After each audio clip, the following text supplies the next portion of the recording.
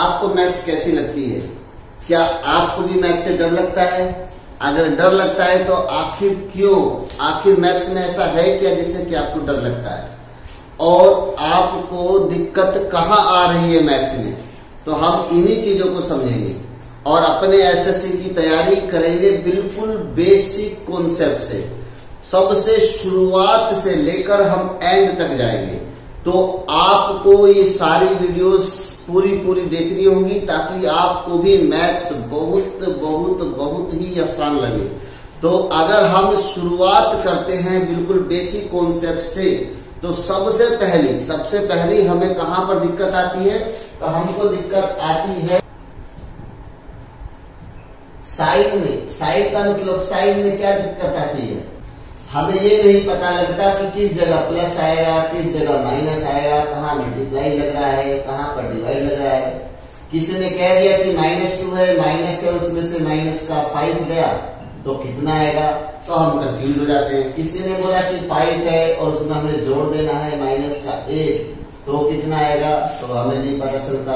अगर हमने किसी कहीं -2 को मल्टीप्लाई करना है 4 से, उसमें प्लस कर देना है माइनस का 3, फिर उसे डिवाइड कर देना है 8 से, तो भी हम समझ नहीं पाते क्या माइनस मल्टीप्लाई प्लस डिवाइड ये सब लगा कर दे दिया, कैसे हम इन क्वेश्चन को करेंगे? अगर क्वेश्चन सोल्व भी हो जाए तो उसका साइन, उसका चिन्ह क्या होगा?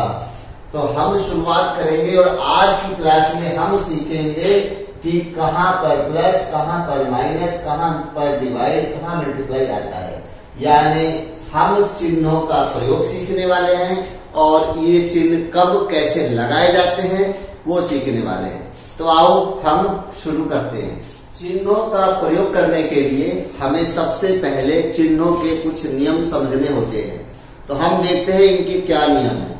सबसे पहला नियम हम बात करते हैं जोड़ का नियम,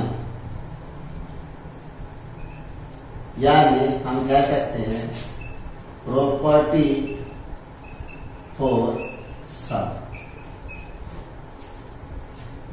तो अगर कोई भी संख्या है जिसका चिन्ह क्या है धनात्मक, किसी भी संख्या के आगे अगर कोई चिन्ह नहीं लगा हुआ है तो इसका मतलब ये नहीं समझो कि इसके आगे कोई चिन्ह है ही नहीं। कोई भी ऐसी संख्या है जिसके आगे कोई चिन्ह नहीं है तो उसके आगे जमा लगा हुआ है, और अगर घटा लगाना है तो घटा खुद लगा कर दिया जाएगा।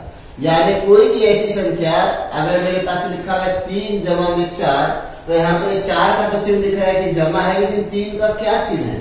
तो 3 का जो चिन्ह है वो भी क्या है? जमा है। इसका मतलब ये हुआ कि हर नंबर पे, दुनिया का कोई भी नंबर जो होता है सभी नंबर के आगे जमा का चिन्ह लगा होता है। तो हम ये देखें कि जोड़ का नियम कहता है, तो जोड़ का नियम कह रहा है कि कोई ऐसी संख्या है जो जमा में है और उसको हमें क्या करना है? जमा कर देना है। किसके साथ? दूसरी संख्या के साथ। यानी कहने का जो 4 है उसको हमें क्या करना है? जमा करना है 3 के साथ। तो क्या होगा? 4 और 3 को जोड़ दिया जाए तो 7। ये तो बड़ा ही सरल नियम है। दो धनात्मक संख्याओं का योग क्या होगा? धनात्मक ही होगा। ये है किसका नियम? जोड़ का नियम। जोड़ का नियम ये भी बताता है कि अगर ये दोनों संख्याएं धनात्मक नहीं होती, अगर ये दोनों संख्याएं ऋणात्मक होती तो क्या होता? तो इसका मतलब है कि माइनस का 4 है और माइनस का 3 है। तो ध्यान रहे, अगर दोनों संख्या धनात्मक है तो भी जोड़ी जाएंगी, और दोनों संख्या अगर ऋणात्मक है तो भी जोड़ी ही जाएंगी। यानी इसका आंसर भी 7 आएगा। अंतर क्या हुआ? जब धनात्मक वाली संख्या जोड़ी जाती है तो चिन्ह जमा का आता है, जबकि ऋणात्मक वाली संख्याएं जोड़ी जाती हैं तो चिन्ह घटा का आता है। जमा का चिन्ह लगाने की जरूरत नहीं होती, हम कहते हैं 7, जबकि घटा का चिन्ह लगाकर दिखाना होता है तो हम कहते हैं माइनस का 7। तो हम एक बार फिर से समझ लेते हैं जोड़ का नियम क्या कहता है। जोड़ का नियम कहता है कि अगर दोनों संख्याएं प्लस में है तो हमारा आंसर क्या आएगा? प्लस में आएगा, और अगर दोनों संख्याएं माइनस में है तो हमारा आंसर क्या आएगा? माइनस में आएगा। दोनों प्लस में है तो भी जुड़ जाएगा, दोनों माइनस में है तो भी जुड़ जाएगा। इसका ये मतलब हुआ कि अगर 5 में मुझे 7 जोड़ना है तो मैं 12 लिख दूंगा, और अगर मुझे घटा 5 में घटा 7 जोड़ना है तो मैं माइनस का 12 लिख दूंगा।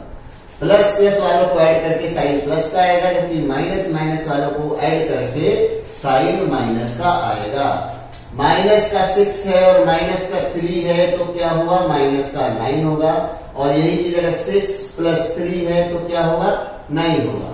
तो जोड़ का नियम ध्यान से देख लो, बहुत ही आसान है। जोड़ का नियम कहता है दोनों चीजें जमा में है तो भी जोड़ दो, दोनों चीजें घटा में है तो भी जोड़ दो। दोनों केस में हम क्या कर देंगे, जोड़ देंगे। दोनों संख्याएं जमा में है तो भी जोड़ देंगे, दोनों संख्याएं घटा में है तो भी जोड़ देंगे। रही बात चिन्ह लगाने की, तो चिन्ह कौन सा लगेगा, चिन्ह वही लगेगा जिस संख्या में उन दोनों संख्याओं का चिन्ह है। दोनों जमा में है तो चिन्ह जमा का लगा, दोनों माइनस में है तो चिन्ह माइनस का लगा। जमा का चिन्ह हमें लगाने की जरूरत नहीं होती, क्योंकि कोई भी संख्या के आगे जमा अपने आप ही लगा होता है। इसी तरह से अगर ये 2 की जगह 3 संख्याएं हैं तो भी क्या होगा, 3 और 4, 7 में जोड़ा 3 तो कितना हो गया, 10। अगर यही तीनों संख्याएं, ध्यान है ये तीनों की तीनों का चिन्ह एक जैसा होना चाहिए तो ही जोड़ का नियम लागू होगा। यानी अगर तीनों की तीनों संख्याएं घटा में है तो भी हम क्या करेंगे, जोड़ देंगे, लेकिन चिन्ह किसका लगेगा, माइनस का लगेगा। तो जोड़ का नियम बहुत ही ज्यादा आसान है। जोड़ का नियम हमें बताता है कि जब भी दोनों संख्याएं धनात्मक हैं तो उनका उत्तर धनात्मक होगा, अगर दोनों संख्याएं ऋणात्मक है तो उनका उत्तर ऋणात्मक होगा। और क्योंकि नियम ही जोड़ का है तो हमने इनको जोड़ना है। तो इसी तरीके से अगर मेरे पास 10 है और 10 में अगर मुझे 7 जोड़ना है तो ये क्या होगा, 17 होगा। लेकिन इस माइनस का 10 है और माइनस का 7 है तो क्या होगा, तो ये होगा माइनस का 17। अगर 5 है और 5 में मुझे जोड़ना है 6 तो ये जुड़े कर होगा 11। लेकिन अगर मेरे पास -5 है और -6 है तो ये दोनों जुड़कर कितना होगा, माइनस का 11। अब हम बात करते हैं दूसरे नियम की, और दूसरा नियम है घटा का नियम।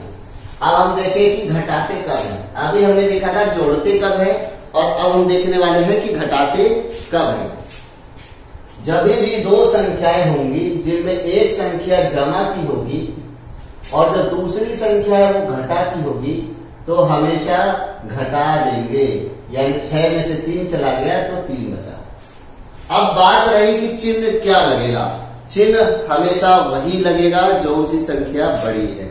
इसका मतलब 6 के आगे क्योंकि जमा का चिन्ह है और वही संख्या दोनों में बड़ी है तो इसके आगे चिन्ह क्या लगा, जमा लगा। यानी कहने का मतलब ये कि 6 में से अगर 3 जाता है तो कितना बचता है, 3।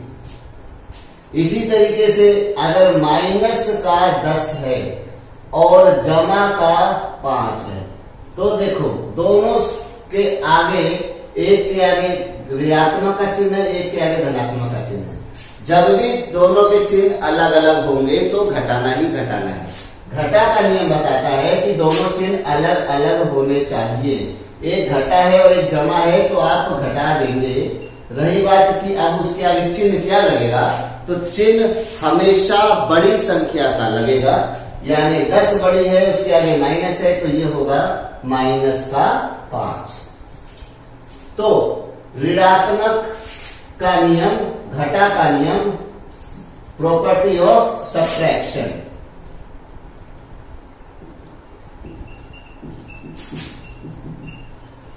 तो प्रॉपर्टी ऑफ सब्ट्रैक्शन में हम क्या सीख रहे हैं कि घटा होने के लिए जरूरी होना चाहिए कि एक संख्या और जो दूसरी संख्या है दोनों संख्याओं का जो चिन्ह है वो अलग अलग होना चाहिए। इससे पहले हमने जोड़ का नियम सीखा था कि दोनों चिन्ह एक जैसे होने चाहिए। अगर दोनों चिन्ह एक जैसे हैं तो वो जुड़ेगा ही जुड़ेगा। दोनों चिन्ह धनात्मक है तो भी जुड़ेगा, दोनों चिन्ह ऋणात्मक है तो भी जुड़ेगा। लेकिन अगर चिन्ह विपरीत हुए, एक जमा का हुआ एक घटा का हुआ, तो याद रखना घटाना ही है, घटेगा ही घटेगा। रही बात चिन्ह क्या लगेगा, तो चिन्ह वही लगेगा जो संख्या बड़ी है। 10 बड़ी है उसके आगे घटा का चिन्ह है तो ये हुआ माइनस का 3। 7 का चिन्ह क्या है, सर 7 के आगे तो कोई चिन्ह ही नहीं लगाया। मैंने आपको बताया था कि जब भी किसी संख्या के आगे कोई चिन्ह नहीं लगा हो तो उसके आगे धनात्मक ऑलरेडी लगा होता है। यानी ये लिखा हुआ है जमा का 7, जबकि ये लिखा हुआ है घटा का 10, और एक जमा है एक घटा है, तो आपको घटाना है और जो सी भी बड़ी संख्या है उसका जो चिन्ह है वो लगाना है। बहुत ही आसान है घटा का नियम। घटा का नियम बताता है एक कोई संख्या है, फिर कोई दूसरी संख्या है, दोनों के चिन्ह अलग अलग है, एक जमा में है एक घटा में है, तो आपने घटा देना है। चिन्ह कौन सा लगाना है? जो सी भी संख्या बड़ी है। इसका मतलब अगर यह घटा का 6 होता और जमा का 3 होता तो भी हम घटाते ही घटाते, लेकिन अभी क्योंकि 6 के आगे ऋणात्मक है, बड़ी संख्या के आगे माइनस का साइन है, तो अभी आंसर आता माइनस का 3। 12 में से 2 चले जाने पर तो 10 आएगा, और माइनस का 12 है, जमा का 2 है, तो इस स्थिति में भी 10 आएगा। लेकिन क्योंकि 12 के आगे माइनस है, बड़ी संख्या के आगे माइनस है, तो हम यहाँ पर क्या लगाएंगे? माइनस लगाएंगे। यही चीज अगर ऐसे लिखी हुई है 2 घटा 12, तो भी आप ध्यान से देखो 2 क्या है? जमा में, 12 क्या है? घटा में। क्योंकि दोनों के चिन्ह अलग अलग है तो घटाना ही घटाना है। नियम कहता है, घटा का नियम कहता है कि दोनों संख्याएं अगर अलग अलग है तो आपको घटाना ही पड़ेगा, और चिन्ह कौन सा लगाना पड़ेगा? बड़ी संख्या वाला। यानी अगर बड़ी संख्या 12 है और उसके आगे घटा है तो ये उत्तर आपका क्या आएगा? माइनस का 10। 5 है और 5 में से अगर 7 गया तो अब क्या आएगा? तो सर एक संख्या जमा में है एक संख्या घटा में, तो हम तो घटा रहे हैं। चिन्ह कौन सा लगा रहे हैं? तो सर 7 मुझे ना बड़ी नजर आ रही है, इसीलिए इसका उत्तर हमने लिखा माइनस का 2। इसी तरह से 8 है, माइनस में 3 है, तो भी हम घटा रहे हैं क्योंकि अभी भी ये जनसंख्या धनात्मक है कि ऋणात्मक है। अभी चिन्ह कौन सा लगा रहे हैं? तो चिन्ह लगाएंगे सर जो सी संख्या बड़ी है। 8 बड़ी है, उसके आगे जमा का चिन्ह है, तो हमने 5 लिख दिया। उसके आगे हमने कोई चिन्ह नहीं लगाया, क्योंकि किसी भी संख्या के आगे हमेशा धनात्मक का चिन्ह लगा होता है। तो 8 में से 3 गया तो कितना बचा? 5 बचा। इसी तरीके से 10 है और 10 में से अगर चला गया 4 तो हम कहेंगे 6 बचा। हम कहेंगे 4 है, 4 में से अगर 10 गया तो कितना बचा? माइनस का 6 बचा। अगर हमारे पास माइनस का 10 है और 4 जमा का है तो भी कितना बचा? माइनस का 6 बचा। क्यों बचा? क्योंकि एक घटा एक जमा है तो घटाना ही है, और रही बात चिन्ह लगाने की तो जो सी बड़ी संख्या है उसका हम चिन्ह लगा देंगे। अभी हमने घटा और जमा के नियम जाने, अब हम उसके ऊपर थोड़ा सा प्रैक्टिस कर लेते हैं। तो हमने देखा कि अगर दो संख्याएं धनात्मक हैं, दोनों संख्याओं का चिन्ह जमा में है, तो हम क्या कर देंगे? जोड़ देंगे।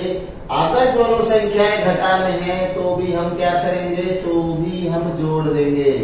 अंतर क्या होगा? जमा वाली संख्याओं को जोड़ के उत्तर जमा में आएगा, जबकि घटा वाली संख्याओं को जोड़कर उत्तर घटा में आएगा।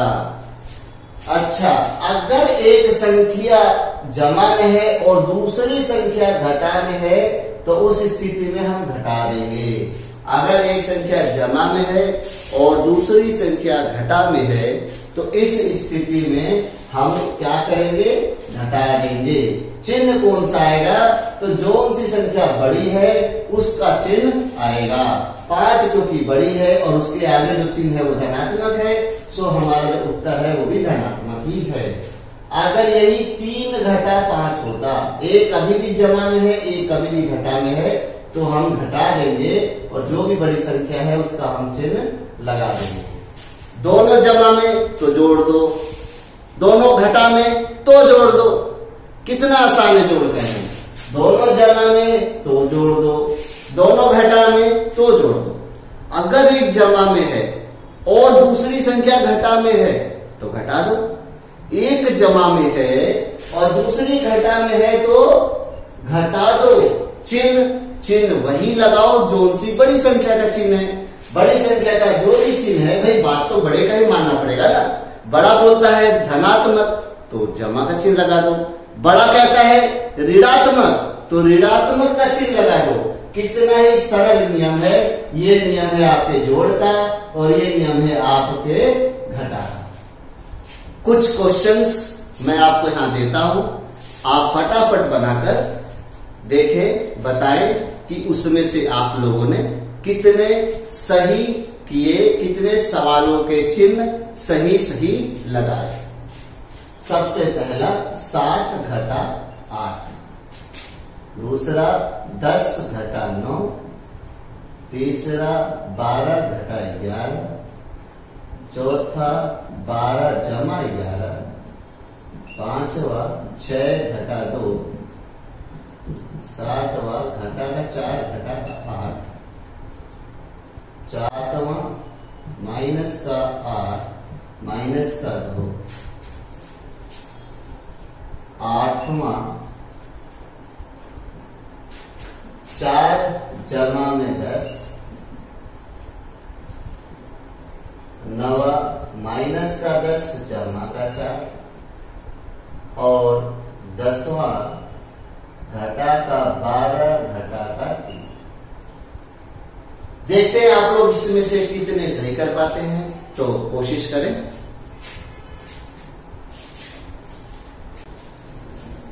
वीडियो को पॉज करके आप लोग इनके आंसर लिखें और फिर हम देखते हैं कि कितने आप लोगों ने सही आंसर्स दिए हैं।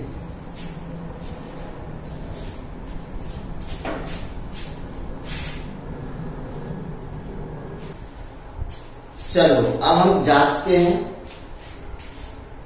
एक संख्या जमा में है और एक संख्या घटा में है, तो आपने इसको घटा दिया होगा और चिन्ह लगाया होगा जो सी संख्या बड़ी है उसका।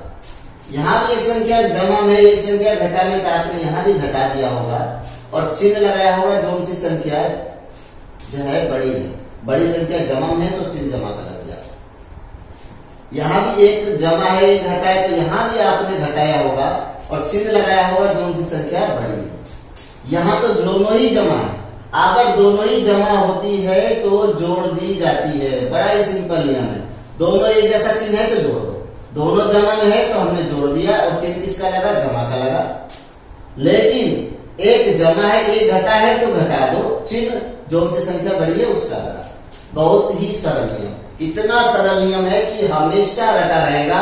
दोनों एक जैसी चिन्ह हो तो जोड़ दो, दोनों अलग अलग चिन्ह है तो घटा दो। सर यहाँ तो दोनों के दोनों फिर से एक जैसे चिन्ह आ गए। अरे भाई एक जैसे चिन्ह है तो जोड़ दो, एक जैसे चिन्ह है तो जोड़ दो। और अगर दोनों के दोनों घटा में है तो मुमकिन है कि जोड़कर जो उत्तर आया वो घटा का 12 आया। ठीक है। एक जैसे चिन्ह है जमा में तो भी जुड़ेंगे, एक जैसे चिन्ह है घटा में तो भी जुड़ेंगे। जमा वालों का चिन्ह जमा में, घटा वालों का चिन्ह घटा में। यानी सर 8 और 2 को जोड़कर हमारा आएगा माइनस का 10। दोनों जमा में होंगे तो भी हम जोड़ देंगे, लेकिन एक घटा का होगा और एक जमा का होगा, उस स्थिति में हम घटाएंगे और जो चिन्ह लगेगा वो हमेशा बड़ी संख्या का लगेगा। और अगर दोनों ही घटा में है तो जोड़े जाएंगे और चिन्ह किसका लगेगा, घटा। आशा करते हैं आपको जमा और घटा के नियम अच्छे से समझ आ गए। अब हम थोड़ा सा आगे बढ़ते हैं और गुणा और भाग के नियम की बातें करते हैं। गुणा का नियम, गुणा का नियम हमें क्या कहता है, क्या कहता है, property of multiply. Property of multiply भी बहुत ही आसान है। ये कहता है कि जब भी दो संख्याएं आपस में गुणा में हो तो भाई गुणा कर दो। भाई मल्टीप्लाई तो करना है, रूल किसका पढ़ रहे हैं हम, मल्टीप्लाई का, प्रोडक्ट का, गुणा का। तो क्या कहता है गुणा का नियम, क्या कहता है मल्टीप्लाई का नियम, कहता है कि अगर 6 और 3 का अगर आपको मल्टीप्लाई निकालना है तो मल्टीप्लाई कर दो। लेकिन सारी कहानी आती है सर चिन्ह क्या लगाए। यही तो हमारी प्रॉब्लम है कि चिन्ह कौन सी लगाई जाएगी। चिन्ह कैसे लगाएंगे, इसी चीज की तो सारी प्रॉब्लम है। वो तो हमें भी पता है, गुणा करने को कहा तो हम गुणा लगाएंगे। लेकिन इस 18 के आगे जमा का चिन्ह आएगा या घटा का चिन्ह आएगा। तो नियम बड़ा सरल है, अगर दोनों के दोनों चिन्ह धनात्मक हैं तो गुणा करने पर जो उत्तर आएगा उसका चिन्ह भी धनात्मक ही होगा। और अगर दोनों की दोनों संख्याएं ऋणात्मक है तो उनका गुणा करने पर जो चिन्ह आएगा वो कौन सा आएगा, 18 आएगा या फिर -18 आएगा। बताओ, दोनों जमा में है तो गुणा करने पर चिन्ह किसका आया, जमा का। दोनों घटा में है तो गुणा करने पर चिन्ह किसका आएगा। सोचो, बताओ। कई बच्चे आप लोग में सोच रहे हैं कि जब दोनों के दोनों चिन्ह जमा में है तो जमा में आया, तो जब दोनों के चिन्ह घटा में है तो क्यों नहीं घटा में लगा दे, क्योंकि कुछ ऐसा ही तो जोड़ का नियम हमने पढ़ा था। तो बच्चों हमने चुना -18 और यही हो गई हमारी गलती, क्योंकि गुणा का नियम ऐसा कुछ भी नहीं कहता। -18 नहीं आएगा। इसका नियम कहता है कि अगर दोनों संख्या जमा में है तो गुणा करने में जमा आएगा, और अगर दोनों संख्या घटा में है तो भी गुणा करने में चिन्ह जमा का ही लगेगा। याद रखना, दोनों जमा में तो भी उत्तर जमा में, दोनों घटा में तो भी उत्तर जमा में। यानी बच्चों 4 तिया भी 12 होगा और -4 गुणे -3 भी 12 ही होगा। 10 गुणे 2 भी 20 होगा और -10 गुणे -2 भी 20 होगा। चिन्हों की गलती नहीं होनी चाहिए, बिल्कुल सिंपल कॉन्सेप्ट। दोनों के एक जैसे चिन्ह अगर है तो जो गुणा करने पर आने वाला उत्तर है वो हमेशा धनात्मक यानी पॉजिटिव ही होने वाला है। माइनस के 5 को मैंने अगर -6 से गुणा किया तो जमा का ही 30 आएगा, और अगर मैंने 5 को 6 से गुणा किया तो भी उस स्थिति में भी जमा का ही 30 आएगा। तो सर क्वेश्चन आता है कि फिर घटा का चिन्ह कब आता है। बहुत ही आसान है, दोनों में से कोई भी एक घटा में होना चाहिए। अगर दोनों में से कोई भी एक घटा का है तो उत्तर माइनस में ही आएगा। यानी अगर 5 को -6 से गुणा करूं तो भी -30 आएगा, और -6 को अगर मैं 5 से गुणा करता हूं तो भी माइनस का ही 30 आएगा। 4 को गुणा कर दिया -10 से तो 40 आया, और -4 को गुणा कर दिया मैंने 10 से तो भी क्या आया, वहां भी माइनस का 40 आया, यहां भी माइनस का 40 आया। यानी दोनों चिन्हों में अगर एक चिन्ह घटा का है दूसरा जमा का है तो उत्तर हमारा घटा में आएगा। तो हमने क्या देखा, हमने ये देखा कि दो संख्याएं घटा में हैं तो उत्तर धनात्मक होगा। दोनों संख्याएं अगर जो है दोनों संख्याओं में एक संख्या घटा का और एक संख्या जमा का है तो क्या होगा, चिन्ह फिर घटा का आएगा।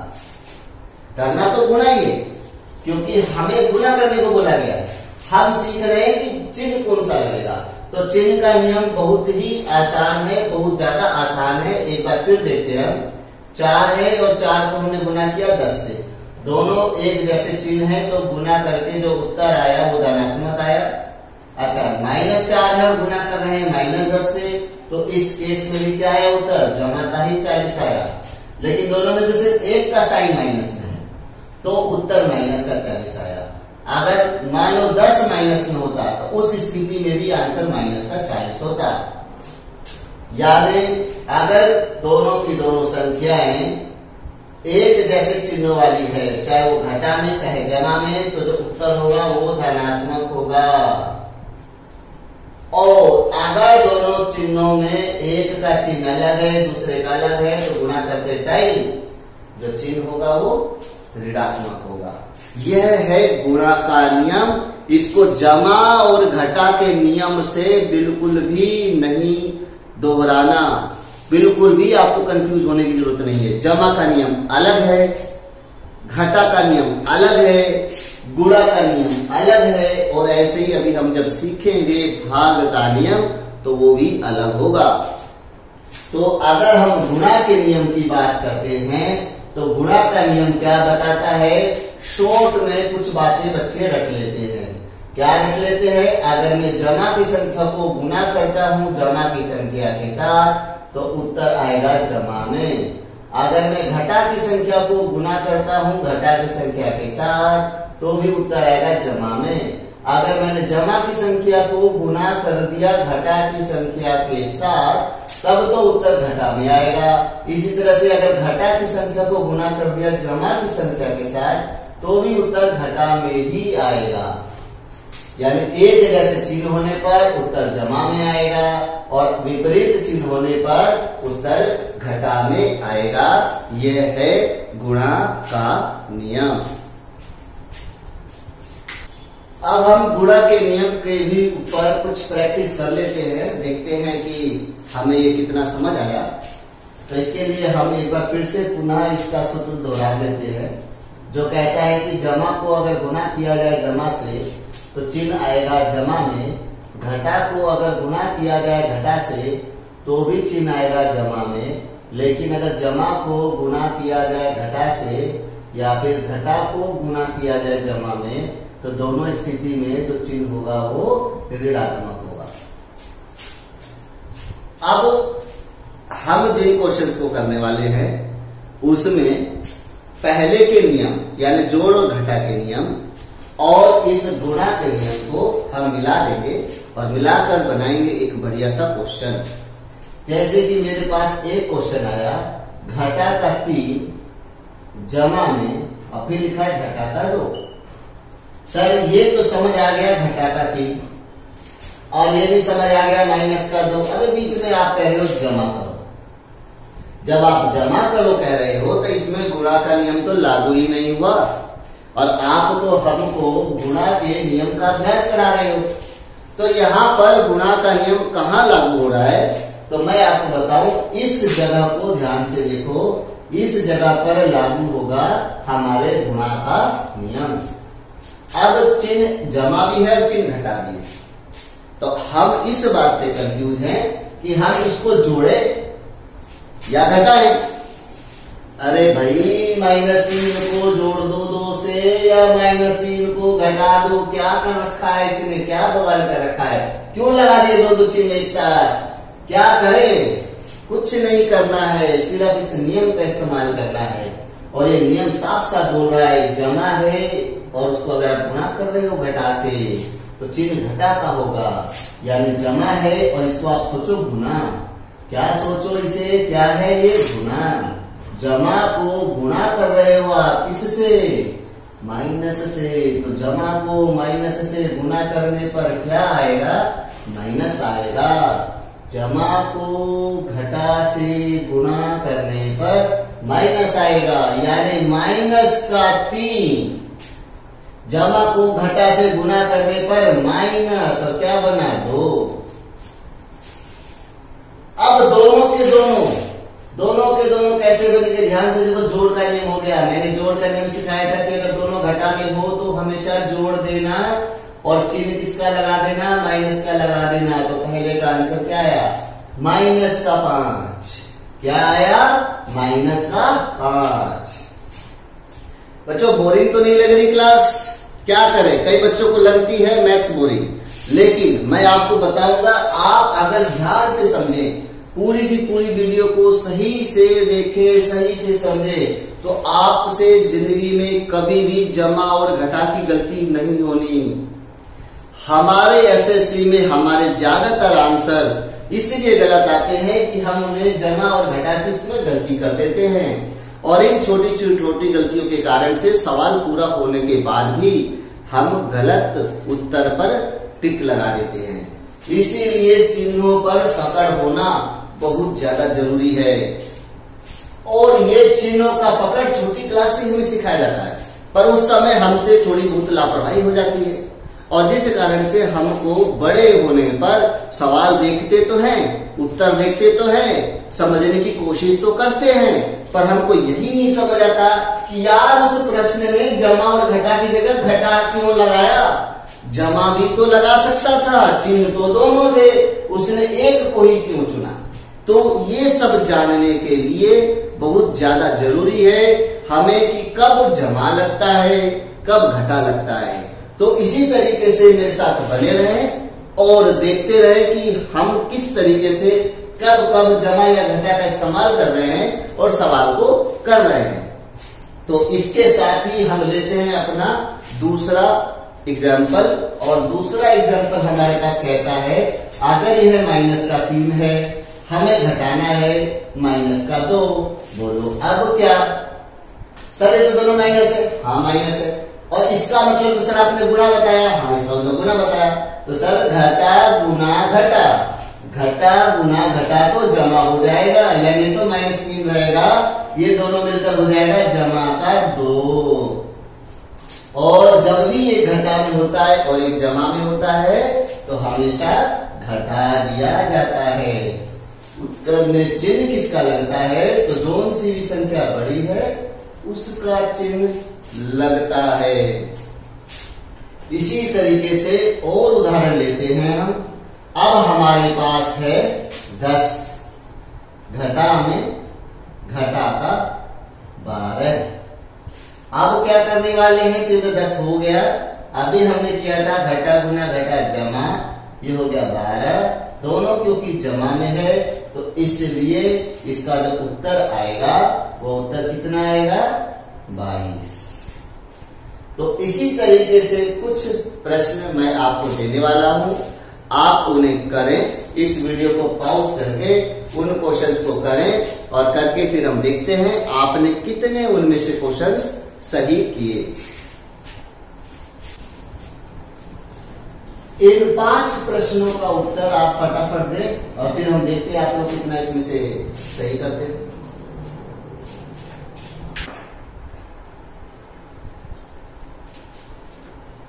तो आपने पहला वाला लिखा है -3, जमा गुना घटा हो गया घटा 8, दोनों घटा में है तो आपने जोड़ दिया और आपने लिख दिया 11, चिन्ह लगा माइनस का।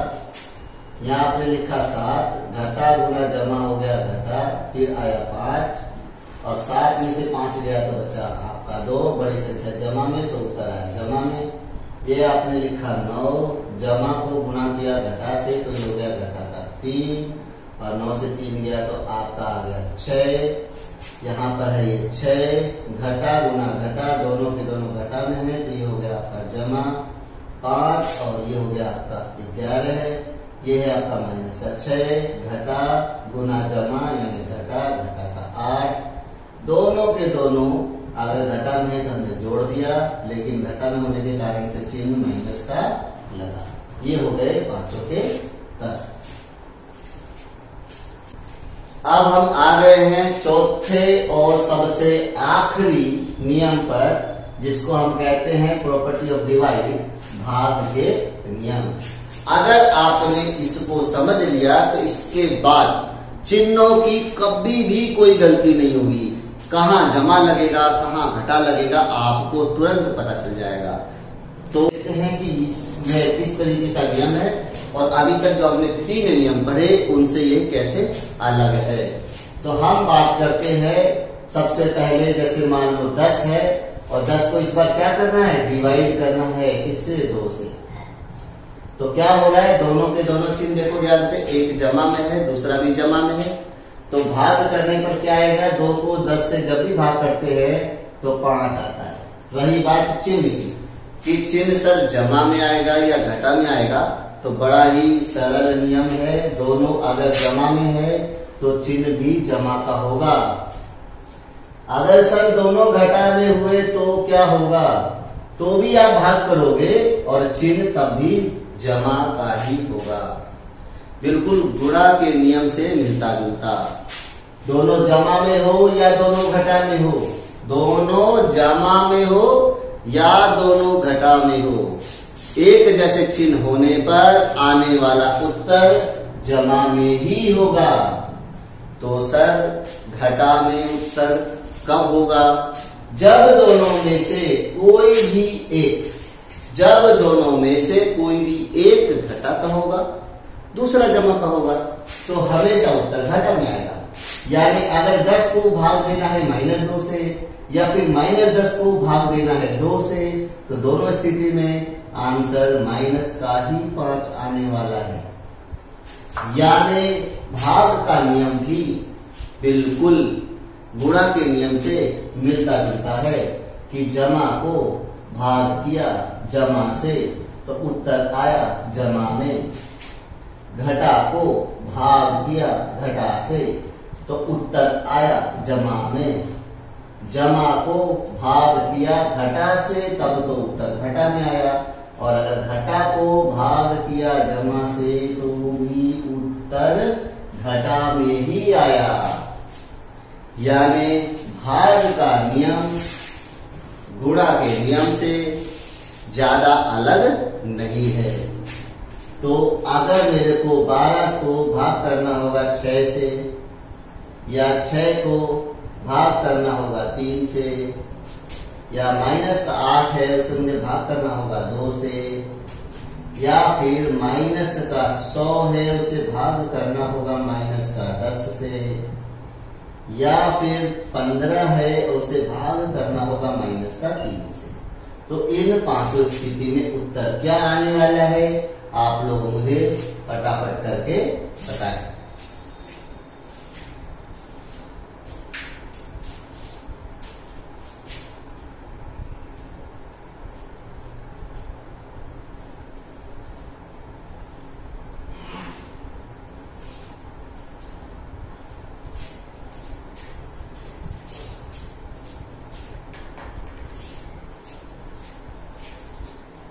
जब आपने 6 को 12 से भाग दिया होगा तो आपने लिखा होगा 2। अब दोनों क्योंकि एक ही चिन्ह है तो आपने जमा में लिखा होगा। यहाँ जब आपने 3 को भाग दिया होगा 6 से तो भी आपने लिखा होगा 2। यहाँ जब आपने 2 को भाग किया होगा 8 से तो आपने 4 तो लिखा होगा, लेकिन आपने चिन्ह माइनस का लगाया होगा, क्योंकि इस बार एक घटा का है एक जमा का है। नियम कहता है कि अगर एक घटा एक जमा हो तो उस केस में जो भी चिन्ह लगेगा वो माइनस का लगेगा, क्योंकि जमा तो सिर्फ तभी लगेगा जब या तो दोनों ही जमा में हो या तो दोनों ही घटा में हो। यहाँ क्योंकि दोनों घटा में है तो भाग करने पर जो उत्तर आया वो जमा का जैसा है। यहाँ क्योंकि सिर्फ एक ही घटा में है इसलिए भाग करने पर जो भी उत्तर निकल कर आया वो माइनस का निकल कर आया। हमने क्या सीखे आज? आज हमने जमा घटा गुणा भाग इनके हमने चारों के नियम सीखे, उनके हमने कुछ उदाहरण भी किए। अगली कक्षा बहुत ही ज्यादा महत्वपूर्ण होने वाली है, क्योंकि उसमें अब हम इन चारों को इस्तेमाल करेंगे एक साथ मिक्स करके और सीखेंगे बोर्डमास नियम। इस बोर्डमास नियम में हम ये सीखने वाले हैं कि जब भी जमा घटा गुणा भाग एक ही सवाल में आ जाए तो उस स्थिति में कब पहले गुणा करना है, कब जमा करना है, कब भाग करना है, कब घटा करना है, इसके लिए अपने खुद के नियम है। और हमारे पेपरों में जो सरलीकरण से प्रश्न उठकर आते हैं वो ज्यादातर प्रश्न बोर्डमास के नियम पर आधारित होते हैं। अर्थात बोर्डमास का नियम बहुत ही ज्यादा इम्पोर्टेंट है। और अब क्योंकि हम चिन्हों का इस्तेमाल करना सीख चुके हैं तो अब हम बोर्डमास के नियम को बड़े ही आसानी से कर सकेंगे। इसलिए इसका अगला पाठ देखना बिल्कुल ना भूलें, जिसके अंदर हम बोर्डमास के नियम को भी सीखेंगे और उससे संबंधित कई सारे प्रश्न भी करेंगे। और इतना ही नहीं, एसएससी के अलग अलग पेपरों में आए हुए बोर्डमास के सवालों को भी हम उसके अंदर सोल्व करने वाले हैं। तब तक के लिए धन्यवाद। नमस्कार आप सभी का।